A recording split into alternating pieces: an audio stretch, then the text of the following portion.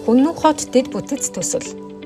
Хүннү хот нь бүс нутгийн тэнцвэртэй хөгжлийг хангах, Монгол Улсын нийслэл Улаанбаатар хотын төвлөрлийг сааруулах, нийслэл хотын тусгай чиг үүргийг гүйцэтгэх, орон зайн оновчтой төлөвлөлт бүхий нийслэл Улаанбаатар хотын дагуулх хот байх юм.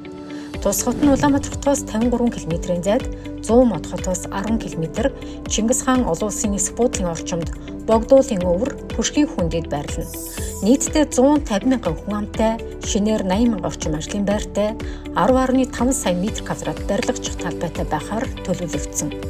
Нийслэл Улаанбаатар хотын засгийн газар, яам агентлагуудын зохицуулбар, эдийн засгийн чөлөөт бүс, ихтэй сургууль, оюутны хотхон, тээвэр логистикийн нэгдсэн төв, олон улсын эсэх буудлын чиглэлийн тусгай чиг үүргийг хэрэгжүүлнэ.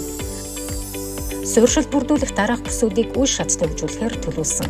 Тухайлбал, эдийн засгийн чөлөөт бүс 1000 га, олон нийтийн бүс 700 га, хотын төв засаг захиргааны бүс 3000 га, их сургууль оюутны хотхон өндөр технологийн бүс 506 га, худалдаа бөөний бүс 500 га, үйлдвэрийн бүс 1000 га, тээвэр логистикийн бүс 1000 га, олон улсын эсэх онгоцны буудал агаарын карго бүс 2400 га байх юм.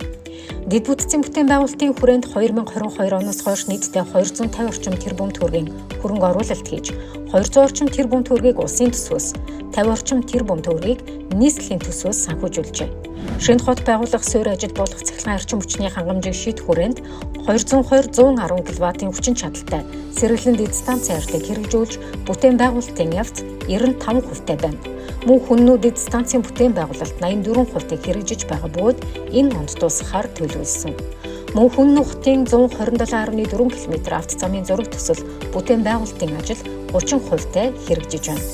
Хүннү хотын үерийн хамгаалтын далан суугийн ажил 82%-тай, холбооны шугам 65%-тай, цэвэрлэх байгууламжийн барилгын ажил 26%-тай гүйцэтгэл хэрэгжиж байна.